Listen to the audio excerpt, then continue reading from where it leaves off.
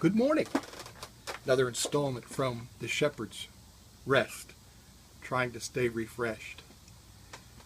I'm sitting on very historic grounds that 150 years ago Confederate soldiers used as a staging area on their way to Chambersburg and Gettysburg and places north, as well as the very famous battle Antietam.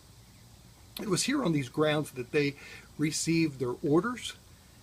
They received refreshment, nutrition, meals, all in preparing for the battles that they were going to go into.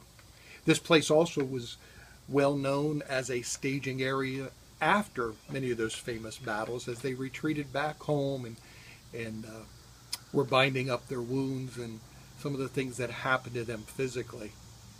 But I find it so interesting that now, all these years later, again, 150 years later, it is being used as a campground and a retreat center to bind up spiritual wounds and to bring healing for so many people, as well as instruction on what the great Commander-in-Chief wants us to do. These days, these grounds are found to be spiritual grounds. Just last night, 400 some Hispanic youngsters were right in the tabernacle to my right, praising and worshiping the Lord and seeking God at the altars. It was a great scene to witness.